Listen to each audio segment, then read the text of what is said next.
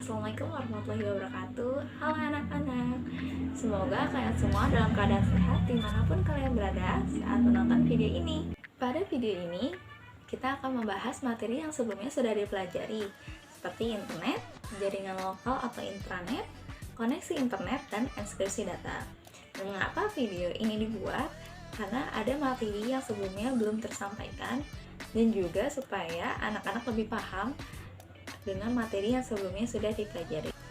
Nah, sebelum kita membahas materi yang pertama, Ibu akan membahas secara singkat mengenai jaringan komputer. Yuk, kita mulai videonya sekarang juga.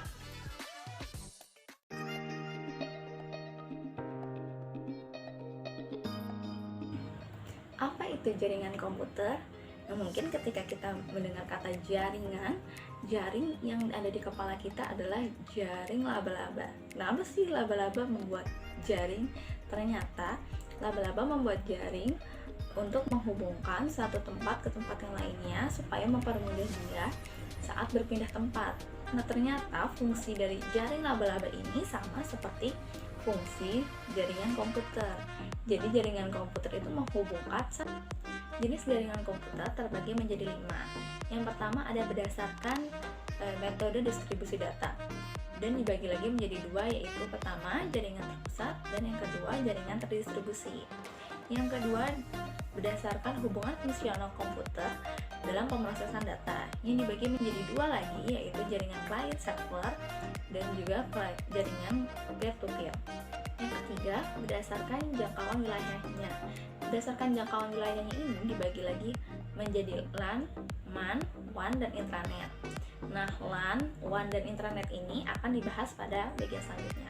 Yang keempat, ada berdasarkan metode koneksinya yang dibagi lagi menjadi 2, yaitu jaringan dengan kabel dan jaringan tanpa kabel.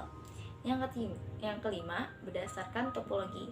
Berdasarkan topologi ini dibagi lagi menjadi topologi bus, topologi star, topologi ring, dan juga topologi mesh atau jaring.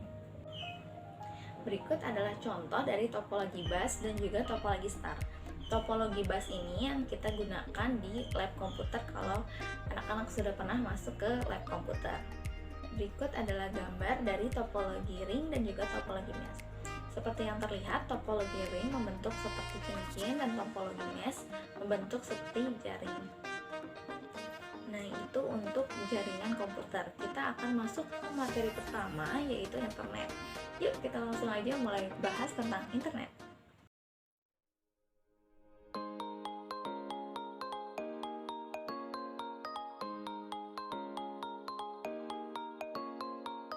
Apa itu internet?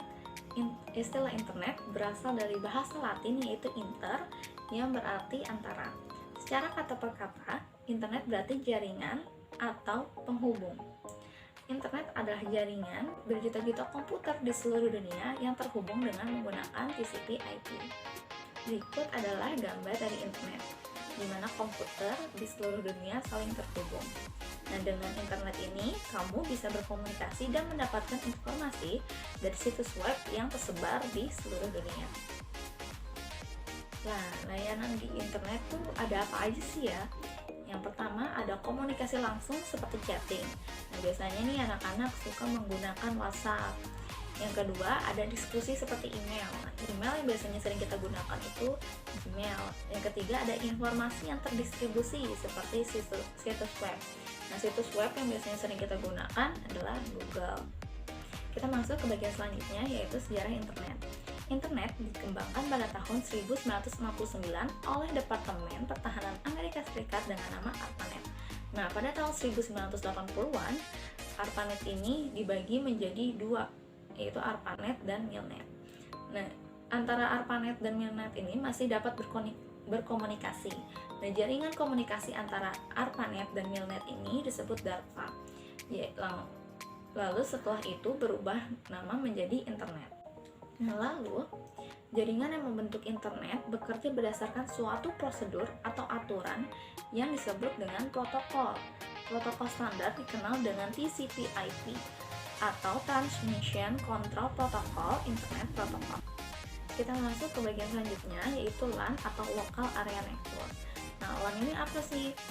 LAN ini adalah jaringan lokal jaringan yang cakupannya sempit, terbatas pada sebuah ruangan, gedung, atau kompleks. Nah, LAN juga disebut sebagai Single Location Network atau jaringan berlokasi tunggal. Berikut adalah gambar dari LAN. Bagian selanjutnya yaitu WAN atau Wide Area Network. Nah, WAN ini apa? WAN merupakan jaringan komunikasi data yang mencakup wilayah geografis yang luas. WAN ini mencakup wilayah negara hingga benua atau bahkan dunia. Nah, internet ini termasuk dalam WAN. Berikut juga contoh dari WAN. Nah, kita sudah mempelajari LAN dan WAN. Lalu apa perbedaan LAN dan WAN? Nah, seperti terlihat yang digambar, LAN itu hanya per gedung atau satu ruangan. Jadi di setiap gedung atau setiap ruangan bisa berbeda LAN. Nah, di atas LAN ada MAN. MAN ini biasanya mencakup satu kota. Lalu di atasnya lagi ada WAN, di mana WAN mencakup seluruh dunia. Itu untuk materi internet. Kita akan beralih ke materi selanjutnya, yaitu jaringan lokal atau intranet.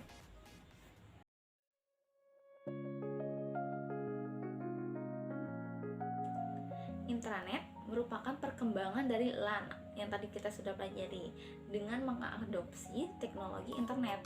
Intranet merupakan sebuah jaringan khusus atau privat dengan sistem dan prinsip yang sama seperti internet. Nah, apa bedanya dong Bu, LAN dan intranet? Nah, kalau LAN hanya satu komputer yang mendapatkan internet, lalu dari satu komputer tersebut disebarkan ke komputer lainnya. Nah, kalau intranet, semua komputer menggunakan sebuah jaringan privat atau khusus yang sama seperti internet.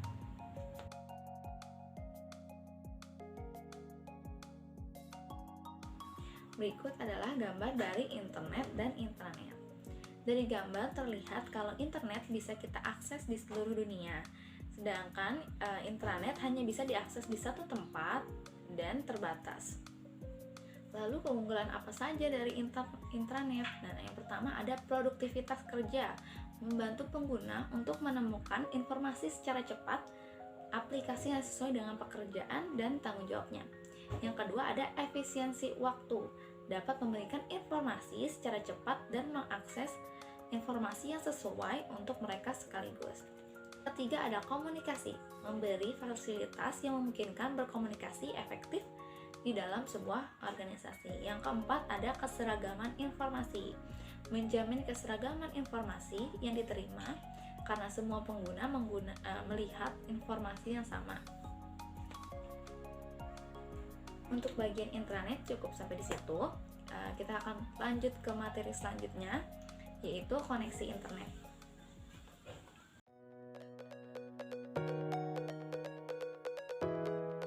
Ada beberapa jenis koneksi internet. Yang pertama ada dial-up. Dan dial-up apa? Dial-up adalah istilah yang digunakan untuk menghubungkan komputer ke internet dengan menggunakan saluran telepon. Nah, biasanya rumah yang memiliki saluran telepon atau telepon rumah bisa mendapatkan internet dengan menggunakan koneksi dial-up ini. Namun kelemahan dari dial-up ini apabila ada telepon masuk, internet akan secara otomatis terputus. Yang kedua ada satelit. Satelit berfungsi untuk menghubungkan satu titik ke titik yang lainnya di bumi yang jaraknya sangat jauh. Nah, Internet Service Provider satelit ISP satelit menyediakan perangkat antena kecil yang berbentuk seperti piringan yang disebut VSAT atau Very Small Aperture Terminal. Berikut adalah gambar dari VSAT. Selanjutnya ada broadband. Nah, broadband ini merupakan jangkauan frekuensi yang luas, yang lebar untuk mengirim dan menerima data. Broadband berbeda dari dial-up karena pengguna selalu terhubung dengan internet dan juga transfer data lebih cepat dibandingkan dengan dial-up. Yang selanjutnya, yang keempat ada Wi-Fi atau Wireless Fidelity. Adalah teknologi jaringan nirkabel atau tanpa kabel yang memungkinkan perangkat HP kita atau perangkat elektronik kita berinteraksi dengan internet tanpa menggunakan kabel. Nah, lalu penciptaan dari 2G. Penciptaan 2G ini terjadi pada tahun 1990. Teknologi 2G ini sudah bisa digunakan untuk berkomunikasi dalam bentuk suara yang jernih dan membuat pesan singkat atau SMS dan pesan gambar atau MMS. Penciptaan 3G yang terjadi pada tahun 2001 yang mengenal dengan istilah EDGE atau Exchange Data Rates for GSM Evaluation. Lalu selanjutnya ada penciptaan 4G masuk ke Indonesia pada tahun 2008. Nah, generasi keempat ini mampu memperbaiki kecepatan internet hingga 100 Mbps. Nah, biasanya yang punya HP di atasnya suka ada tulisan 4G. Nah, ini maksudnya 4G yang di situ ya. Nah, saat ini kita sedang menunggu penciptaan dari 5G yang akan dirancang agar dapat digunakan untuk menghubungkan semakin banyak perangkat dan juga semakin cepat. Yang keenam ada fiber optik. Fiber optik adalah koneksi kabel yang terdiri dari serat-serat optik. Kabel fiber optik terbuat dari kaca atau plastik yang sangat halus dan lebih kecil dari sehelai rambut.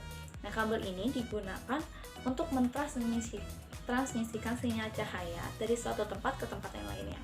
Nah, fiber optik ini sekarang banyak digunakan oleh ISP karena kecepatannya. Nah, yang menggunakan fiber optik ini seperti layanan IndiHome dari Telkom. Berikut adalah gambar dari fiber optik. Bisa dilihat dari gambar terlihat ada kaca-kaca kecil yang tipis yang itu akan digunakan untuk mentransmisikan sinyal cahaya. Untuk bagian koneksi internet cukup sampai di sini. Kita akan lanjut ke materi selanjutnya, yaitu tentang enskripsi data.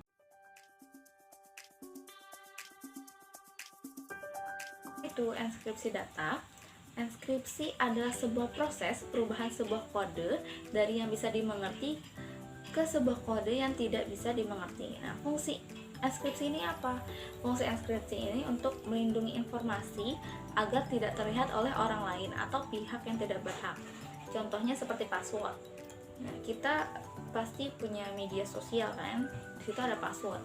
Nah, supaya orang lain tidak mengetahui password kita yang tadinya kata misalnya cantik diubah menjadi 12345 sehingga orang lain tidak tahu kalau password kita tuh sebenarnya cantik. Seperti itu. Ilmu enskripsi data sering disebut dengan kriptografi. Nah, kegiatan enskripsi ini adalah kegiatan di mana proses untuk mengubah plain text menjadi ciphertext. Plain text ini apa? Plain text adalah teks awal, misalnya katanya cantik, lalu diubah menjadi kata-kata yang kode atau ciphertext. Dari cantik misalnya diubah jadi 1A, B, 2, C3. Nah, seperti itu. Lalu bagaimana cara kerja dari enskripsi data? Nah, cara kerja dari enskripsi data ini pertama ada plain text, lalu dimasukkan ke mesin yang namanya enskripsi. Lalu sudah dimasukkan ke mesin enskripsi akan jadi teks berkode atau ciphertext. Nah, dari ciphertext, teks yang berkode ini kita masukin lagi ke deskripsi. Nah, mesin deskripsi lagi ini nanti akan mengubah dari yang teks kode menjadi plain text lagi, seperti itu. Jadi, enskripsi merupakan fungsi dua arah. Lawan dari enskripsi adalah deskripsi. Jadi, saat kita mengeskripsi sesuatu, pastinya akan melakukan deskripsi di kemudian hari.